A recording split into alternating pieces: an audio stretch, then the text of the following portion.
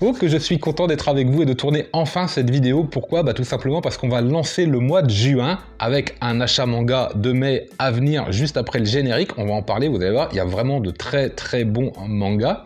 Mais surtout parce que le mois de juin, ça va être l'occasion de fêter les 2 ans, l'anniversaire de la chaîne. Et pour l'occasion, dans cette vidéo, je vous propose tout de suite un concours.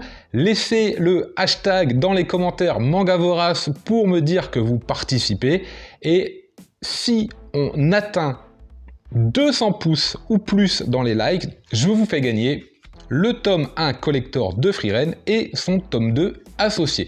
Donc le hashtag Mangavorace, vous participez pour le tirage au sort qui sera déclenché si vous atteignez les 200 pouces. Donc allez-y, lâchez les pouces, c'est pour fêter l'anniversaire. Pourquoi 200? Parce que ça commence par 2 et que ça fait évidemment le lien avec l'anniversaire. Autre annonce, mercredi prochain, c'est précisément le jour du lancement de la chaîne, le 8 juin. Donc pour l'occasion, à partir de 21h, je lance le premier live avec des moyens techniques très modestes.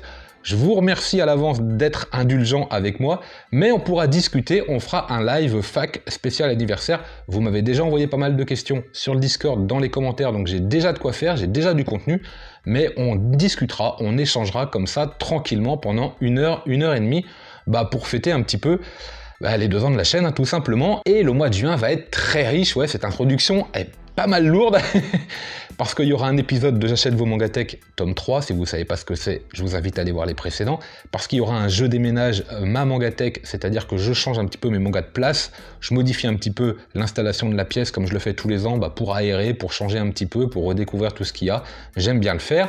On aura les meilleurs mangas par éditeur que je n'ai jamais lus, l'épisode 3 de la série. Donc là aussi, si vous ne savez pas de quoi je parle, allez voir les 2 premiers épisodes, le meilleur 2, les trésors cachés de ma Mangatech. Bref, c'est des vidéos qui ont vraiment pas mal marché. Donc il y aura cet épisode 3. Voilà, pas mal de contenu. Tous les mardis, le Mangavorace comme d'habitude. Et on attaque tout de suite l'achat manga. N'oubliez pas les 200 pouces pour déclencher le concours.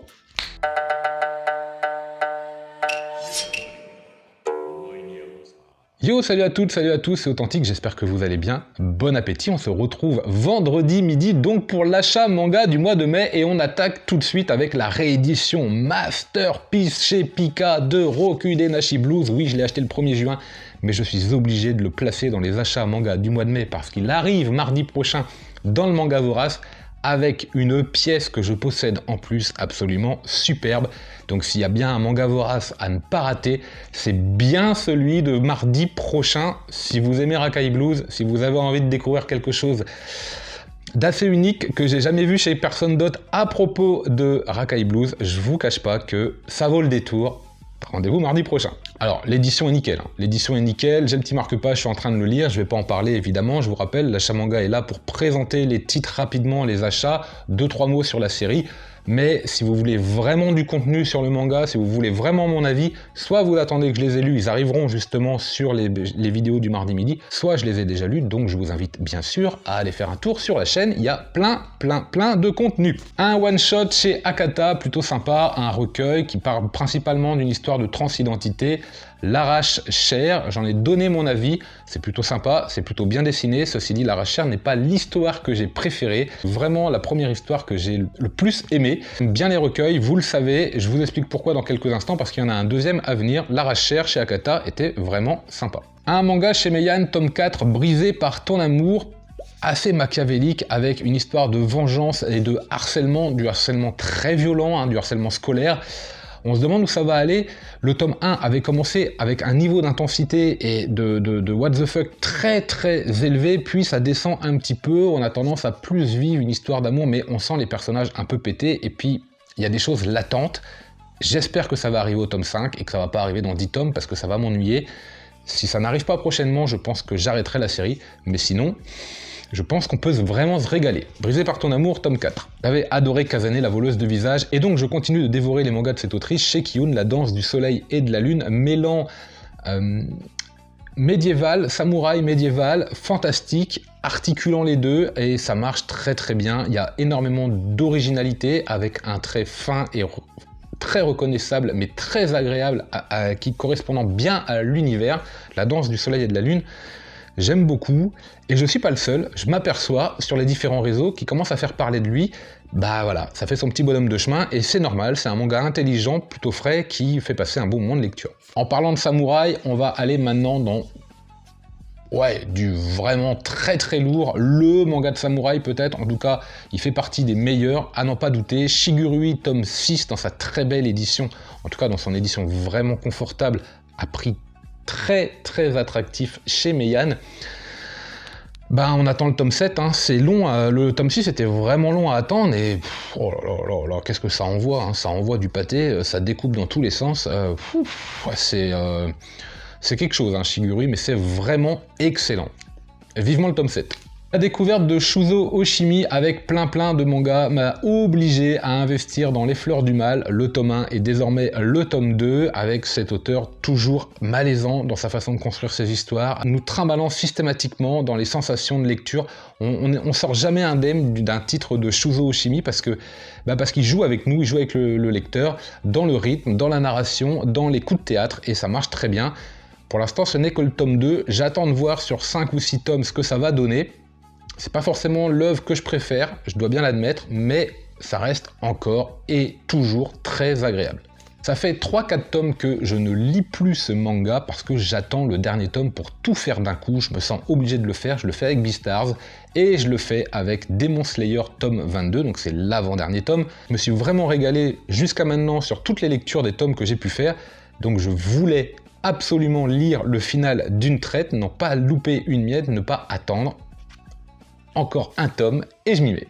Retour chez Mangetsu avec du vampire et le tome 3 de Shigaime. Je crois que c'est une série qui est en 5 tomes, 5 ou 6 tomes, quelque chose comme ça, c'est pas écrit peut-être. Non, ils le font pas.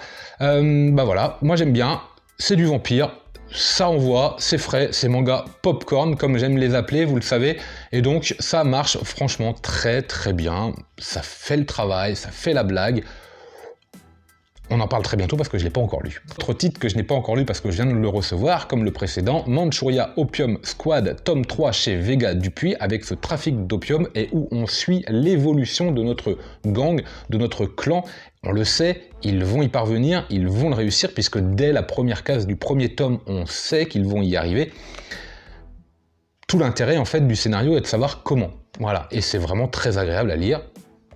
En tout cas, jusqu'au tome 2, à voir ce que va donner ce tome 3, mais je me fais pas trop de soucis en vérité. Toujours tome 3 chez Kiun, c'est une commande de Kiun. L'Éden des sorcières, vous le savez, je l'ai lu, j'en ai pas mal parlé, je le compare à l'Atelier des sorciers, je le compare à Magus of the Library, dans son style, dans son univers graphique, dans son ambiance. Et ça marche très bien, c'est un peu plus rythmé peut-être, il y a un peu plus d'action, mais ce tome-là est très surprenant, avec des personnages malsains. Ah, il y a quelque chose qui se dégage, on ne sait pas trop où on va, on sent toute la perversité humaine, d'ailleurs c'est ce qui est dénoncé dès les premières pages du premier volume, et ça marche très bien parce qu'on se rend compte que c'est vrai, en tout cas dans le manga, et honnêtement oui, ça fait vraiment le travail à ce niveau-là. Dans les dessins c'est très bon, dans la narration c'est très bon, très frais, très joli. Bref, j'aime beaucoup. Si vous aimez l'Atelier des sorciers, je me répète, mais celui-là, vous ne pouvez que l'apprécier, je pense. On va passer vite fait, One Piece, tome 101, en attendant le tome 102, what else. Je vous ai dit que j'aimais les recueils, j'ai pas trop expliqué pourquoi, parce qu'il y a aussi 1721 de Tatsuki Fujimoto qui est arrivé. J'aime les recueils parce que ça permet de découvrir l'auteur très souvent quand il était jeune, très souvent quand on démarre en tant que mangaka, on envoie évidemment des maquettes aux maisons d'édition où on participe à des concours à travers des histoires courtes, et justement les recueils permettent de synthétiser ces histoires. C'est pour ça que très souvent les recueils sont des histoires des auteurs quand ils étaient jeunes.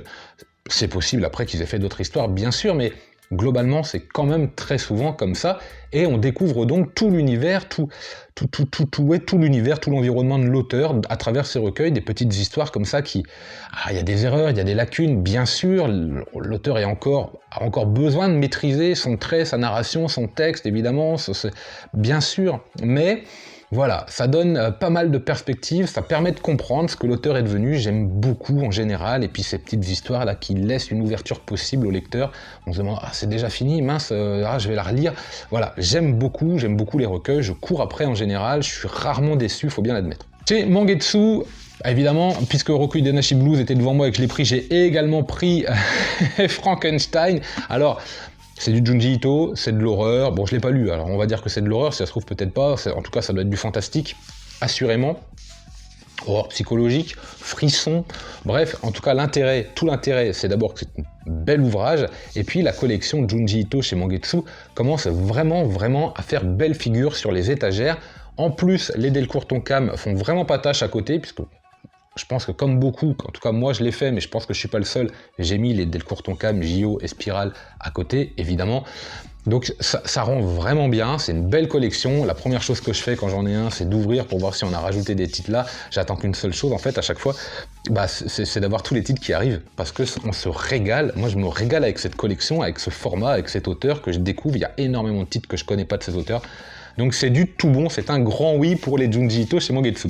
J'avais eu le privilège d'avoir avec Akata directement le tome 1 de Boys Run the Riot, et donc j'ai fait l'acquisition de Boys Run the Riot tome 2, en 4 tomes, c'est une série qui est bientôt finie, on en parlera quand j'aurai fait la lecture des 4 tomes, plus en profondeur. Ce sont des jeunes qui essayent de créer une ligne de vêtements et qui sont un petit peu en marge de la société pour différentes raisons, particulièrement parce que notre héroïne, justement, n'a pas envie d'être une fille, n'a pas envie d'être considérée comme un personnage féminin, comme une personne féminine, comme une femme. Elle veut être un garçon, elle veut qu'on dise il, elle s'habille comme ça. Bref, c'est l'histoire de 2 étudiants, 2 lycéens, qui s'affranchissent un petit peu des codes, qui sont un petit peu en marge de la société et qui essayent d'exister en dénonçant certaines inégalités, certaines intolérances à travers des modes d'expression très pertinents. Boy Run the Riot. Le tome 2 de Denou, il ne restera que descendre, m'a laissé un petit peu perplexe parce que je l'ai trouvé assez plat dans son rythme. C'est en 4 tomes, j'irai jusqu'au bout, mais j'espère vraiment que ça va s'améliorer avec le tome 3 et 4 parce que là, le soufflet est un petit peu retombé. J'avoue que je me suis un petit peu ennuyé à la lecture, je vous me répète, je préfère largement, mais largement toujours chez Kana, Adabana, manga vers lequel je ne pourrais que vous orienter si vous deviez choisir entre les deux. L'avant-dernier tome de Gigante était un vrai régal, Orioa Oku fait vraiment le travail, il fait ce qu'il sait faire, il y a de l'action, ça va vite, ça se lit bien, là aussi c'est du manga très popcorn, les neurones sont posés sur la table, il n'y a vraiment pas besoin, il n'y en a vraiment pas besoin pour faire la lecture des titres. Voilà, c'est vraiment très sympa, c'est bien dessiné, alors on aime ou on n'aime pas, c'est vrai, puis en plus c'est de la SF, en plus c'est vraiment du manga dans tous ces clichés, combat, boobs, machin, bam bam bam, mais ça fait très bien le travail. La comédie romantique, un petit peu le cousin de Kowloon je trouve, même si évidemment c'est pas tout à fait pareil dans le fond et dans la forme, mais on est dans de la romance avec une dualité personnage masculin-féminin. Cigarette and Cherry, le tome 2 avec notre héros qui est vraiment débile, à souhait, qui est très drôle, ça marche. Ça, je l'avais acheté sur un épisode de J'achète vos mangatech, le volume 2 je crois, avec la mangatech de Mangamibu. Bref, je regrette pas et je vais continuer cette série qui je crois doit être en 8 ou 10 tomes, quelque chose comme ça, ou 11 tomes et qui est bientôt finie d'ailleurs, donc je vais m'atteler à rattraper mon retard. Le tome double de Elfenlied, manga que je ne lis pas parce que ça fait partie de ces titres que j'estime qu'il faut lire tout d'un coup. Voilà, je lis beaucoup de mangas et donc des fois je m'y perds un petit peu et certains mangas demandent vraiment de la concentration, demandent d'être lus et de pouvoir s'en rappeler et j'ai pas la faculté de me rappeler tout ce que je lis comme ça en temps réel sans arrêt. Donc pour certains titres, je préfère mettre de côté et faire la lecture, la rusher en une fois pour vraiment avoir tout l'univers, pour vraiment m'imprégner de l'ambiance que l'auteur a voulu mettre dans sa série, et puis pour tout comprendre, parce que des fois c'est pas gagné. Elfenlied fait partie de ces titres pour l'instant que je mets de côté, mais que je me tiens un jour. C'est la même chose justement avec le tome 7 de L'homme qui tua Nobunaga, parce que là on est dans de la géopolitique, de la politique, c'est assez complexe par moments, c'est super bien dessiné, et justement, ce manga aussi, je le mets de côté pour pouvoir rusher. D'ailleurs, je crois que c'est l'avant-dernier tome, je crois que c'est une série qui est en 8 tomes, donc très prochainement, je vais m'y mettre en vérité. Un manga que je lis, mais j'ai beaucoup de retard. Ceci dit, je me tiens un jour, alors là, c'est pour d'autres raisons, chez Komiku, Gift plus Minus, là c'est le tome 22. Pourquoi est-ce que je me tiens un jour ? Parce que c'est un éditeur un petit peu plus modeste et j'ai vraiment peur que certains titres viennent à manquer au moment où je vais vouloir les acheter. Donc je me tiens un jour puisque je suis arrivé au tome 11 ou 12 au niveau de la lecture et que j'apprécie vraiment ce manga. C'est du Dexter au féminin, c'est pour public averti, c'est pas à mettre entre toutes les mains, ok, mais on passe un bon moment de lecture à la Dexter en vérité, c'est même encore un peu plus cru que ça. Voilà, ça rigole pas, ça rigole pas, et c'est un manga dont on parle pas beaucoup. J'essaierai de le replacer de temps à autre dans certains mangas voraces. Le 4e et dernier tome chez Pika de Denjin N, avec des auteurs qui nous avaient régalé avec Fortress of Apocalypse et Starving Anonymous, un duo donc que j'aime beaucoup. Le tome 4 là, Bon, on comprend pourquoi ça s'est arrêté en 4 tomes, ou à la limite, il aurait peut-être fallu que la série soit plus longue pour expliquer plus de choses, parce que là, je trouve que la mayonnaise, elle prend pas tout à fait. Le tome 1 était très bon, mais globalement, la série, là, c'est la moins bonne des 3, donc c'est pas forcément celle-là que je vous conseillerais si vous voulez vous pencher sur ces auteurs. Peut-être même que je la revendrai dans un avenir très proche. Je sais pas trop, on verra bien, je vais relire tout d'une traite, un de ces 4, histoire de me dire, bon allez, qu'est-ce que je fais avec ça? Mais ouais, je suis relativement déçu quand même. Un petit peu de muscu. Dumbbell, combien tu peux soulever, manga que j'ai acheté suite à la vidéo. Le manga reçu par Ed Le Fou avec Meian. Voilà, donc j'ai craqué, Dumbbell, combien tu peux soulever, et c'est l'auteur de Kengan Ashura, mais honnêtement, j'aurais pu penser que c'est l'auteur de Grand Blue. Pourquoi? Parce qu'on retrouve certaines mimiques, certaines façons de faire, certaines attitudes, certaines postures, un certain humour également, et franchement, moi je voyais plus une ressemblance à Grand Blue que à Kengan Ashura. Ça marche bien, j'ai lu que le tome 1, mais c'est plutôt drôle. Par contre, qu'est-ce que c'est long à lire? J'en ai toujours pas parlé, je vais m'arrêter là, rendez-vous un mardi pour en discuter davantage. Un one-shot très humain, avec pas mal de questions philosophiques, oniriques, une espèce d'hymne à la vie, avec l'intégration d'éléments fantastiques, tout comme on a vu dans Jizo, Ningyo. Ceci dit, quitte à choisir, parce que là j'en parle mardi dernier, quitte à choisir, je préfère vraiment Jinzo. Celui-ci, j'ai plutôt été déçu, je dois bien le dire. Voilà, penchez-vous sur Jizo si l'un des deux vous tente. Honnêtement, je pense que vous le regrettez pas. J'ai mis la main d'occasion sur un manga, je les ai vus. Je les ai vus en rayon, là, j'étais à Easy Cash et je vois les 15 premiers tomes, je crois, et 2 fois le tome 1. Je me suis dit, hop, s'il y a 2 fois le tome 1, avec le dos identique, il faut quand même aller regarder sur les covers de l'autre côté. Et justement, bingo, à 2,99 en plus, cadeau, de l'autre côté, il y avait effectivement la cover que je recherchais, la cover occidentale de The Promised Neverland pour son tome 1. Je ne l'avais pas, donc il va venir compléter la Mangatech. Hein. Évidemment, je l'ai déjà, évidemment, c'est le même contenu, mais cette cover est quand même très particulière. Voilà, et j'étais sûr, j'ai vu les 2 tomes 1, je dis, je ma main à couper que derrière un, il y a la cover européenne. Je suis allé regarder, tac, bingo.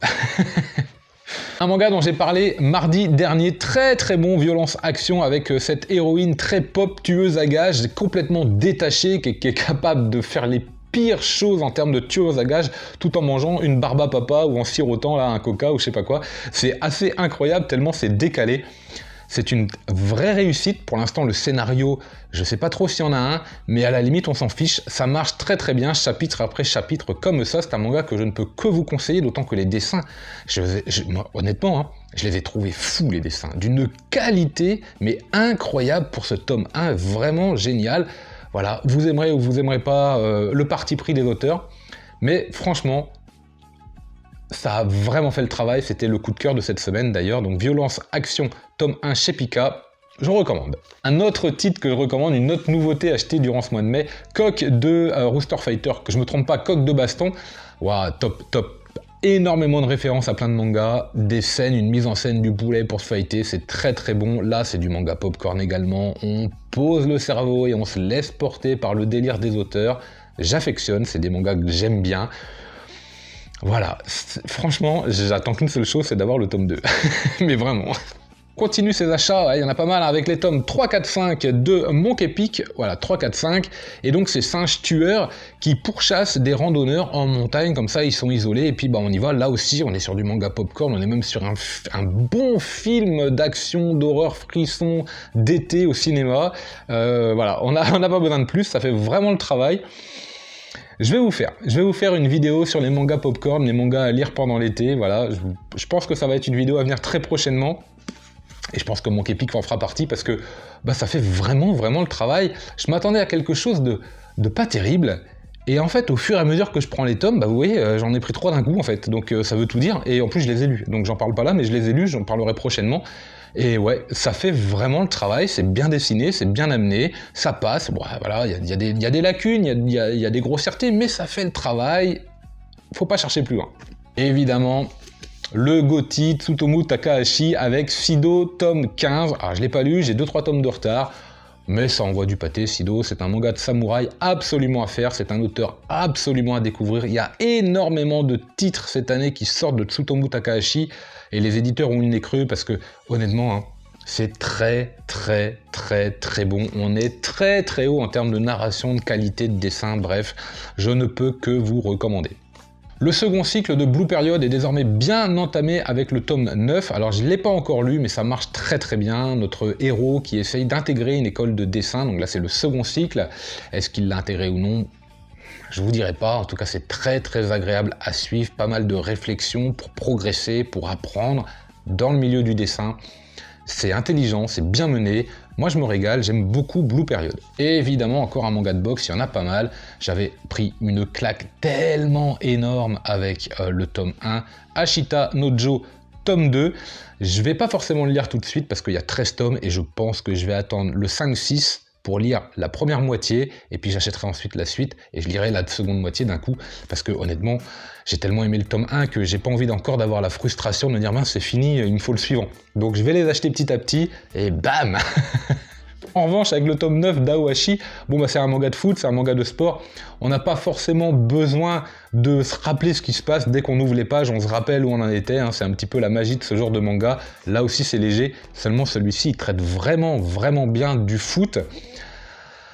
Ah, c'est vraiment bon, il n'y a rien à dire. À chaque fois qu'on lit un tome d'Aohashi, la seule chose qu'on veut c'est de lire le suivant, donc c'est très très bon.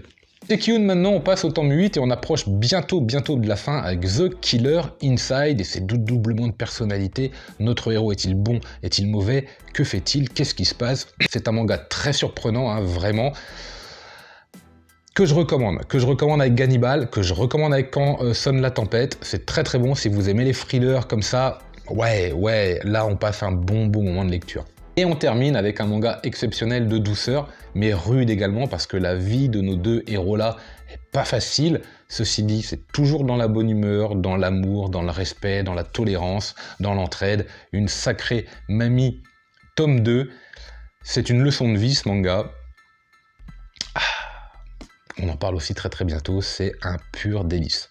Bah voilà, c'est la fin de cette vidéo. Je vous rappelle, lâchez les pouces, qu'on atteigne les 200 pouces pour l'anniversaire de la chaîne. Ça ferait très plaisir et puis ce sera l'occasion de déclencher le concours, hein, une nouvelle fois pour gagner le collecteur de Frieren tome 1 avec le tome 2. Je vous donne encore rendez-vous mercredi prochain pour le live. En attendant, lisez plein de mangas et moi, je vous dis